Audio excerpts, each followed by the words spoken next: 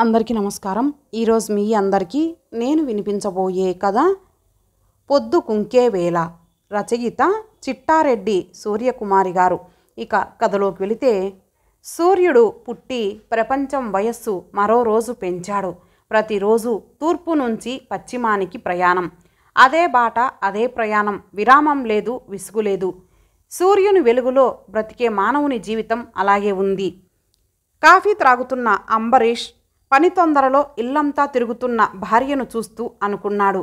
సూర్యుడు రాకముందే లేచి పని మొదలుపెట్టి భర్త పిల్లలకి కావలసినవి అమర్చి వారు బయటికి వెళ్ళాక రొటీన్గా ఉండే వంట పని, ఇంటి పని, నిద్రపోయాక మళ్ళీ లేవటం. అంబరీష్ దీర్ఘంగా నిట్టూర్చాడు. ఆ నిట్టూర్పుని కూడా పసికట్టిన ఆమె ఏమిటి అన్నట్లుగా దగ్గరకు వచ్చి నిల్చుంది. కొన్ని విషయాలు మాటల్లో చెప్పలేము, చెప్పి నమ్మించలేము. అందుకే కాఫీ బాగుంది అన్నాడు. భర్త చెప్పాక నమ్మాలి మరి. కాఫీ కప్పు అందుకుంది. భార్యకు టాటా చెప్పి ఆఫీస్కు బయలుదేరాడు. తలుపు చాటు నుంచి తను వెళ్ళడం చూస్తుంది. మలుపు తిరిగే ముందు ఒక్కసారి వెనక్కి తిరిగి చూశాడు అంబరీష్. ఈ ప్రపంచమే ఒక పెద్ద పాఠశాల. ఒక్కొక్క మనిషి జీవితం ఒక్కొక్క పాఠం. అంబరీష్ ఆఫీస్కు వెళ్ళే దారిలో ఒక డాబా ఇల్లు ఉంది. ప్రహరీ గోడకు ఆనుకొని పూల మొక్కలు ఉన్నాయి. గేటుకు పైన సన్నజాజి తీగలు అల్లుకున్నాయి. గేటు దగ్గరకు వస్తూనే చక్కని సువాసన వస్తుంది.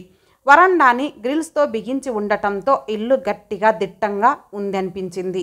కంటికి ఇంపుగా ఉన్న ఇళ్ళని నిదానంగా తరచి చూస్తాడు. ఎప్పటికైనా తను సొంత ఇల్లు కట్టుకోవాలి కదా. ఆ ఇంట్లో తనను ఆకట్టుకున్న దృశ్యం మరొకటి ఉంది. వరండాకి యువతల చివరగా మంచం. మంచంలో పడుకున్న వ్యక్తి. పైన సంషెడ్ ముందు కొబ్బరి చెట్టు నీడ.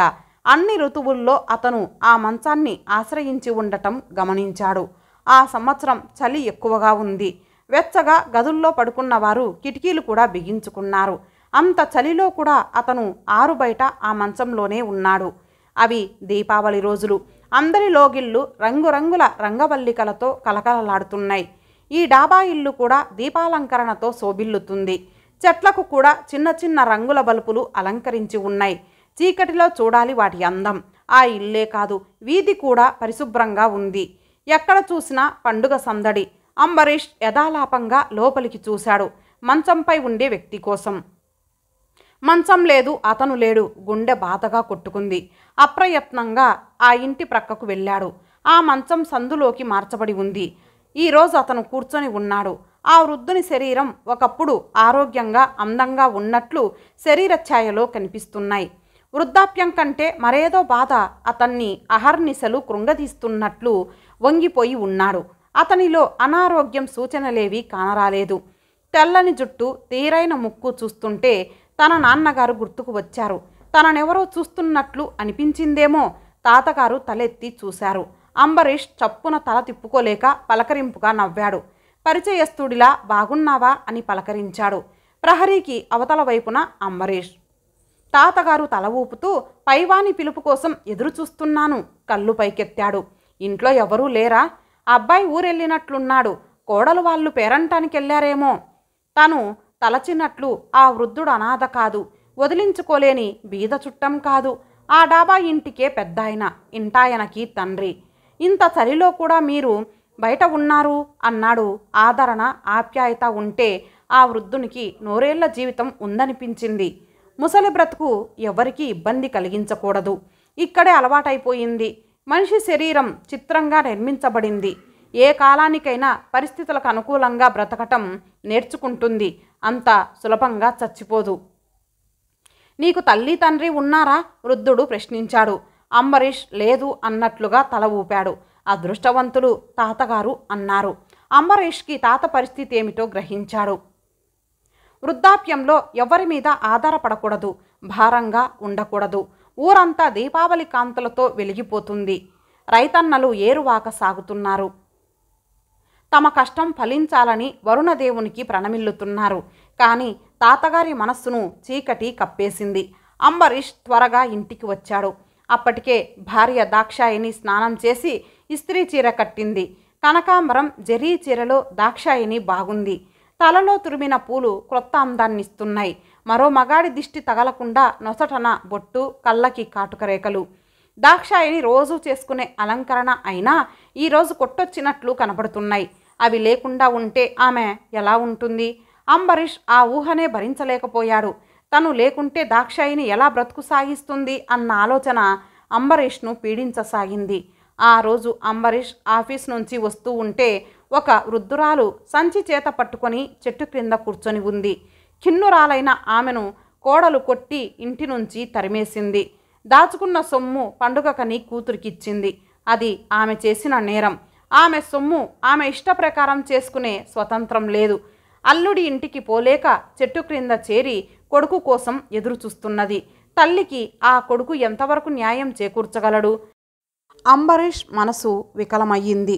దాక్షాయిని కాఫీ కప్పు అందిస్తూ ఒంట్లో బాగుందా, అలా ఉన్నావేమిటి ఆతృతగా ప్రశ్నించింది.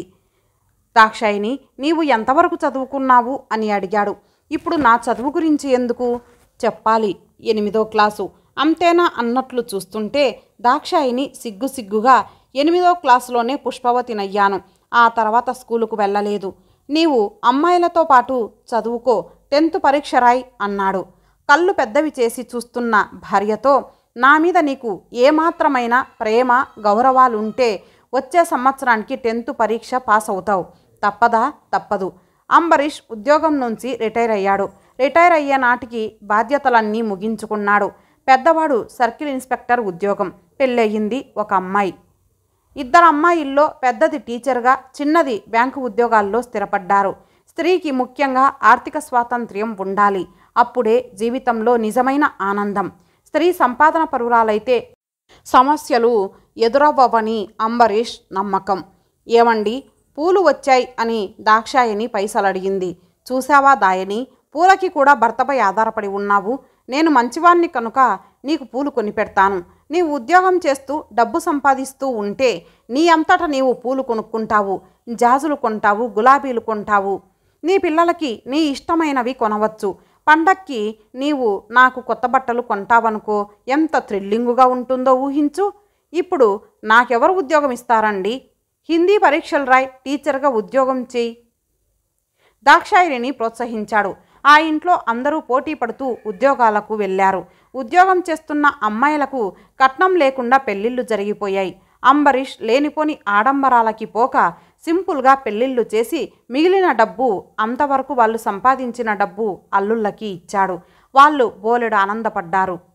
అంబరీష్ రిటైర్ అయ్యే నాటికి సొంత ఇల్లు కట్టుకొని అందులో చేరిపోయాడు. ప్రక్కన చిన్న పోర్షన్ అద్దెకిచ్చాడు. ఆ ప్రక్క వాటాలోని రిటైర్ రెవెన్యూ ఆఫీసర్ త్యాగరాజు భార్య సౌదామినిలతో చేరాడు. పూర్వం నాటి పందిరి మంచం, ఉయ్యాల బల్ల తప్ప చెప్పుకునే వస్తువులేమీ లేవు. మీరేనా, ఇంకెవరూ లేరా? దాక్షాయిని స్నేహపూర్వకంగా పరామర్శించింది. చివరికి మిగిలింది మేమిద్దరమే తమాషాగా అన్నాడు త్యాగరాజు. ఇంచుమించు అంబరీష్ అంత వయసువాడే అయినా త్యాగరాజు 10 ఏళ్ల పెద్దవాణిలా ఉన్నాడు. ఇంచుమించు అందరి పరిస్థితి అలాగే ఉంది. రెక్కలు రాగానే ఎగిరిపోతున్నారు. కొడుకులైతే ఇంట్లో ఉంటారని, లేదా కొడుకు దగ్గర వృద్ధాప్యంలో ఉండవచ్చు అన్న ఆశతో కొడుక్కి ప్రాముఖ్యత ఇవ్వడమైంది. ఇప్పుడు అలాంటి ఆశలు పెట్టుకోకూడదు. మన దేశంలో కూడా వృద్ధులైన తల్లిదండ్రులకు ఆ సమస్య ఎదురవుతుంది. ఆ కాలనీలో పెద్ద బంగళా లాంటి ఇంట్లో ఉన్న వృద్ధ దంపతులు గుర్తుకు వచ్చి ఆ మాట అన్నాడు అంబరీష్. కావలసినంత డబ్బు ఉన్నా ఆప్యాయతకు, ఆదరణకు లోటు. మనవళ్ళు మనవరాళ్లతో ఆడుకుంటూ ఆనందంగా విశ్రాంతిగా గడపవలసిన సమయంలో బిక్కుబిక్కుమంటూ పలకరించే వాళ్ళు లేక కొందరు. చచ్చిపోయాక తలకొరివి పెట్టవలసిన కొడుకు విదేశాల నుండి సమయానికి రాక అంత్యక్రియల కోసం క్షోభిస్తున్న ఆత్మల మాటేమిటి? అందుకే మా ఆవిడకు చెప్పాను, ఎవరు వచ్చినా రాకపోయినా ఆ రోజు సూర్యాస్తమయానికి దహనకాండ పూర్తి చేయాలని. ఇప్పుడు ఆ మాటలెందుకు? జీవితం సంధ్యకు చేరుకుంది. ప్రాణం ఎప్పుడు అస్తమిస్తుందో ఏమో. వీరి మాటలు అలాగే ఉంటాయి. రండి వదిన, ఈరోజు భోజనం మా ఇంట్లోనే. సౌదామినిని ఆప్యాయంగా పిలిచింది. అంబరీష్, దాక్షాయణుల ఆదరణకు వారి హృదయాలు ఊరడిల్లాయి. ఉగాది వచ్చేసింది. చూస్తుండగానే మరలా పండుగ వచ్చింది. ప్రమిదలు ఎండబెడుతున్న సౌదామిని నిట్టూర్చింది. పండుగలు వస్తుంటే ఎంత ఆనందం! నెల నుంచే హడావుడి మొదలు. ఇంటికి సున్నాలు, శుచి, శుభ్రం, కూతుళ్ళకి అల్లుళ్ళకి కొత్త బట్టలు కొనటం, రోజు షాపింగ్కు వెళ్ళి ఏదో ఒకటి కొత్త వస్తువు కొత్త బట్టలు కొనటం, కూతుళ్ళు అల్లుళ్ళతో ఇల్లంతా సందడిగా ఉండేది. ఆ సంతోషంలో డబ్బు ఎంత ఖర్చవుతుందో తెలిసేది కాదు.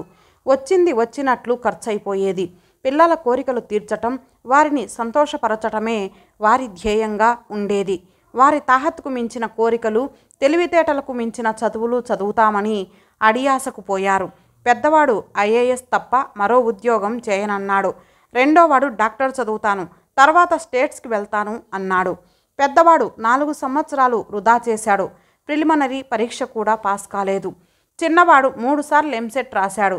సీటు రాకపోతే ఉన్న సీట్లన్నీ రిజర్వేషన్లో పోతున్నాయి అంటూ ఉద్యమాన్ని లేవదీశాడు. ఎలాగో అతి కష్టం మీద ఆయుర్వేద కాలేజీలో సీటు దొరికింది కాబట్టి గండం గడిచింది అనుకున్నాడు త్యాగరాజు. ఇక కూతుర్ల చదువు సాగలేదు. డిగ్రీ దాకా రాలేకపోగా పవరు హోదా ఉన్న వాళ్ళనే చేసుకుంటాం, ఇలాంటి ఉద్యోగాలైతే మాకు పెళ్లి వద్దు అని ఖచ్చితంగా చెప్పివేశారు. వారు కోరిన వరుళ్లను తెచ్చి పెళ్లి జరిపించేసరికి ఉన్నది కాస్త కరిగిపోయింది. ఉండటానికో ఇల్లు ఉందనుకోవటానికి కూడా నోచుకోలేదు. తాతల నాటి విశాలమైన ఇల్లు అమ్మి అప్పులు తీర్చారు. పరువు కాపాడుకున్నారు. నిలువ నీడ లేక ఉన్న తల్లి తండ్రిని ఏ కొడుకు ఆదుకోలేదు. ఏ కూతురు ఆశ్రయం ఇవ్వలేదు.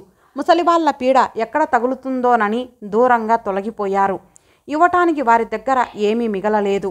వృద్ధులు, పేదవారు వారిని చేరదీయటం చిన్నతనంగా ఉంది. ఆస్తినే కాదు, వారి శక్తిని ధారపోసి సమస్తము పిల్లలే అనుకున్న తల్లిదండ్రులు చేదైపోయారు. భర్తకు తెలియకుండా పిల్లలకి ఎన్నో కొనిపెట్టింది.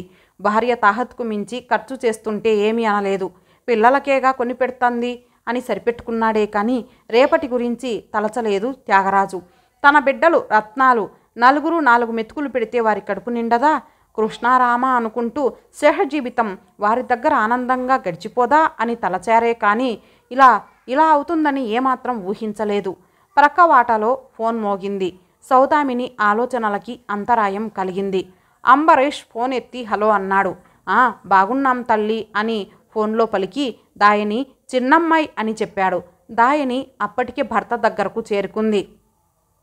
అమ్మ బాగుంది, కాస్త ఆయాసం, ఎండాకాలం కదా మామూలే. రమ్మంటావా? మీరే రండి, అన్నయ్య వదిన వస్తున్నారు. ఇదిగో మీ అమ్మకిస్తున్నా. అంబరీష్ ఫోను చేతికిచ్చేలోపునే ఫోన్ అందుకుంది. అమ్మా చిన్నారి, అంతా కులాసానా? మీరు రావటం లేదా? నా గ్రాండ్ సన్ అమ్మమ్మని జ్ఞాపకం చేస్తున్నాడా? ఇప్పుడు ఒంట్లో కాస్త నలతగా ఉంది. ముక్కుతూ మూలుగుతూ ఇప్పుడెందుకు? చిన్నపిల్లాడి దగ్గర ఉండటం అంత మంచిది కాదు, దగ్గుతుంది. ఆ మందు వాడుతున్నా, జూన్లో వస్తాంలే. మీ ఆయన్ని ఏమనుకోవద్దు. చీర తీసావా? పట్టు చీర వేస్ట్, తరచూ పెట్టెలో మూలగటం తప్ప. ఏ కలర్ అయినా చెప్తా. పండుగ బాగా చేసుకోండి. టపాకాయలు కాల్చేటప్పుడు జాగ్రత్త. అప్పుడు తీసుకోవలసిన జాగ్రత్తలు తెలుసు కదా. దాయని, ఇది లోకల్ కాల్ లాగా మాట్లాడుతున్నావు. అక్కడ మీటర్ తిరిగిపోతుంది, అంబరీష్ హెచ్చరించాడు. సరే సరే, ఫోన్ మీ నాన్నకిస్తున్నా. అల్లుడు గారు అంటూ ఫోన్ భర్తకిచ్చింది.